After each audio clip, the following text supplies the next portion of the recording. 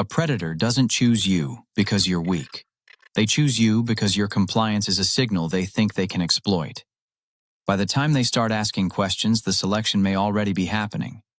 While you were trying to be likable, they were running a selection scan. They don't care about your story. They are counting the seconds you scramble to fill the silence. They were testing if you'd move your drink when they leaned in too close, just to see if you'd surrender your space to keep the peace. To detect this, use the first flicker rule. The second you feel the urge to justify a boundary, they've already found your first entry point. Compliance is not a character flaw, it is a social lubricant. It keeps families, workplaces, and conversations running. But a predator studies that instinct and waits for the moment your politeness becomes easier to control than your judgment. The selection process is silent, but the execution is visible if you know where to look. A single behavior is just data. A sequence of behaviors is a strategy. Test, shield, reaction. That is how you tell the difference between someone awkward and someone predatory. Sign 1. The privacy breach. This is when someone asks a question that is too private, too early, and too loaded for the relationship they have actually earned. Why did your last relationship end? Do you live alone?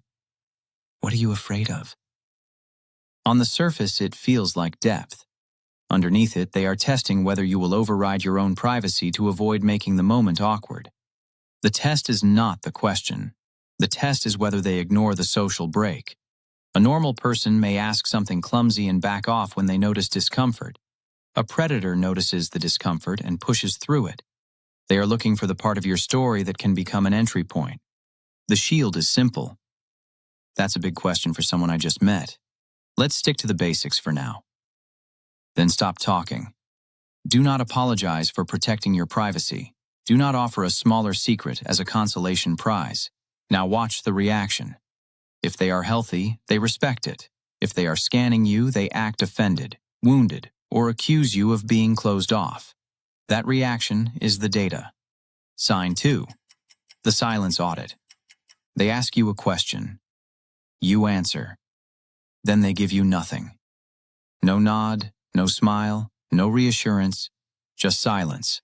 And if you are used to keeping conversations comfortable, your nervous system starts working for them. You fill the gap, you add context, you explain the explanation. That is the information vacuum. They are not confused. They are measuring your anxiety threshold. They want to know how long it takes before you start feeding them data. You think you are being helpful. They think they are hunting. The shield is the visual deadbolt. Answer once. Then hold the comfortable beat. Calm face, slight smile, no extra explanation. If the person is just quiet, the conversation moves on. If they are using silence as pressure, they will either break first or push harder. They may say, "That's all," or "You're not very open, are you?" Good. Now you know. The scan is over. Sign 3. The small no. This test looks too minor to defend. They lean into your space. They touch your shoulder too early. They move your drink, your bag, your chair, or your schedule like they already have permission. They interrupt you, then watch whether you correct them.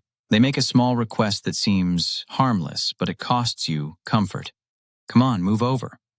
Don't be like that. It's not a big deal.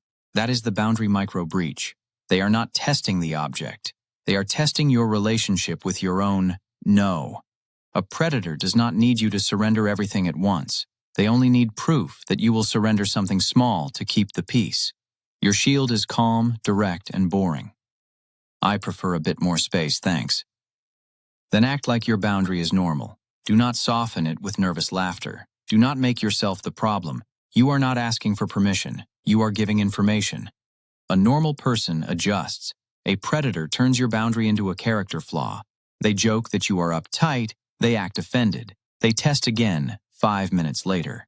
The issue was never your space. It was whether your no would survive being observed. Up to this point, they were checking the locks. Now we move into extraction, where they turn guilt and empathy into leverage. Sign 4. The debt anchor. This is when someone gives you something you did not ask for, then acts like your independence is an insult. They buy the drink you already declined. They do a favor before you consent to it. They offer help in a way that makes you feel grateful, but slightly trapped. At first it looks generous, but the hidden test is this. Do you feel obligated because they inserted themselves into your life? That is forced reciprocity. They are measuring your gratefulness reflex. If they can make you feel indebted for something you never requested, they can later frame your boundary as betrayal. I did all that for you. After everything I helped you with? That is how the debt anchor works. It turns a favor into a leash. The shield is clean. I'm a bit old school. I like to handle my own business, but thanks for the offer. Or, if they already did it, I appreciate the thought, but I prefer to keep the ledger clean. Then stop there. Do not overdefend your refusal. Do not accept an unwanted obligation just to protect their feelings. A healthy person respects clean boundaries around favors. A predator resents them because the favor was never a favor. It was a deposit. Sign 5. The pity scan. This is the final selection check because it targets the part of you that wants to be good. They tell you a heavy story too early. Everyone abandoned them, nobody understands them, their ex was cruel, their life is falling apart, and somehow, within minutes, you feel placed into a role. Listener, rescuer, exception, safe person. That is the pity scan. The question underneath is not, do you care? The question is, can your empathy override your judgment? Predators do not always approach with aggression. Sometimes they approach with helplessness. They make you feel chosen because you are compassionate. Then they watch whether compassion makes you abandon timing, standards, and self-protection. This is where many good people become sitting ducks, not because they are stupid, because they were trained to treat pain as proof of sincerity. But pain is not proof of character. A sad story can be real and still be used to create access. The shield is compassionate without becoming available. That sounds difficult. I hope you have someone close or qualified to help you with that. Do not become their emergency contact in the first conversation. Do not become their therapist because they gave you a wound to hold. A normal person respects the distance. A predator pushes for more, acts abandoned, or punishes you for not stepping into the role they assigned you. That is the moment the mask slips. The scan is over. They were not looking for empathy. They were looking for utility. If you are feeling defensive right now, take a breath. This is not about blaming you for being kind, polite, generous, or emotionally intelligent. Those are strengths. The problem is not that you have good traits. The problem is that some people treat good traits like unlocked doors. Most people are not predators. But a predator will always pretend to be most people. So you are not looking for monsters, you are looking for inconsistent data. A private question can be innocent. Silence can be awkward. A favor can be kind. A sad story can be real.